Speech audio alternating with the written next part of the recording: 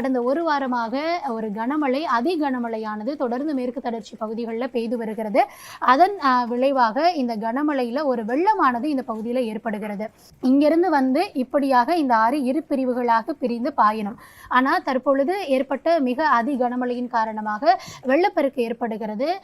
நீங்க பார்க்கலாம், இந்த இடத்துல வந்து டிவைட் ஆக வேண்டிய ஆறு மொத்தமாக அதனுடைய வேகத்தின் காரணமாக அதனுடைய பாதை மாறி பாய்கிறது. இந்த வழியில பாய்ந்திருக்கணும். ஆக்சுவலா இந்த பகுதி தான் அந்த ஆறு பாய வேண்டியது. இதுல பாஞ்சிருக்கணும். ஆனா அந்த வெள்ளத்தின் காரணமாக இந்த பகுதி முழுவதுமே அந்த வெள்ளக்காடானது பாய்கிறது. தொடர்ந்து நீங்க பார்க்கலாம், ஒரு நூற்றுக்கணக்கான வீடுகள் இங்கு இருக்கிறது. இந்த பகுதி முழுவதுமே தற்பொழுது அந்த வெள்ளத்திற்கு இரையாகிறது. தொடர்ந்து கனமழை, அது மட்டுமல்லாம இந்த சாலியாறுல ஏற்பட்ட அதிக வேகம் மற்றும் அந்த வெள்ளத்தின் காரணமாக இந்த ஆற்றின் பாதையிலிருந்து விலகி அதன் அருகாமையில் இருக்கக்கூடிய அனைத்து குடியிருப்புகளுமே மண்ணுக்குள்ள புதைந்து போகிறது.